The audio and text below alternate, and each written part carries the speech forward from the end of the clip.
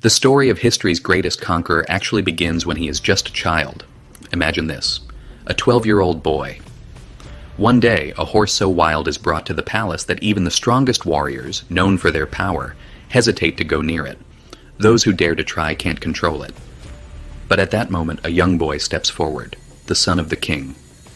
As he carefully observes the horse, he notices something. The horse is actually frightened of its own shadow. He immediately approaches it, turns its face toward the sun, gently strokes its neck to calm it, and in one swift, almost ghost-like motion, mounts the horse. When the horse calms down, everyone in the palace is stunned. Even the king is astonished and says, "My son, this small kingdom will never be enough for you. One day, you will conquer the world and rule it." And that is exactly what happens. That boy is the one we know today as Alexander the Great.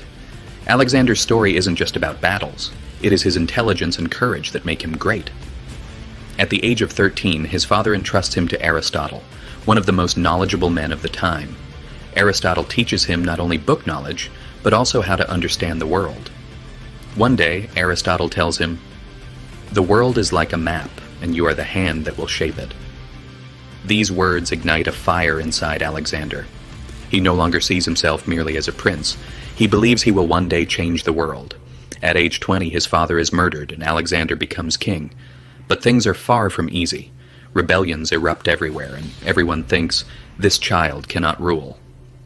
But young Alexander acts with such determination that he crushes traitors within the kingdom and strengthens the legacy left by his father.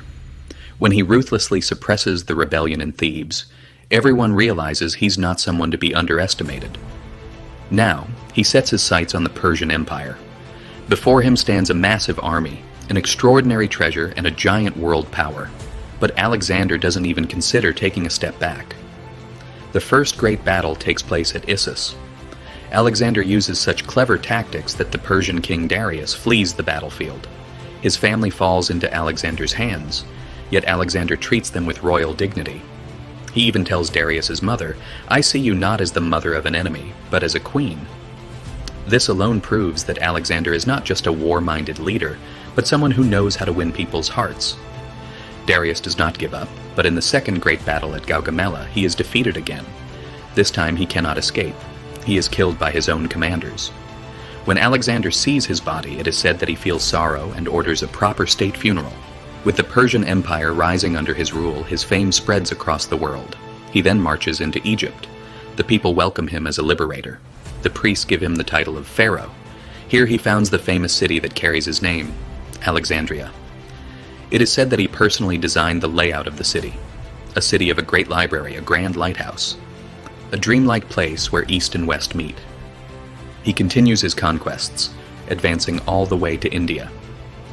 There he faces King Porus, who commands an army armed with massive war elephants.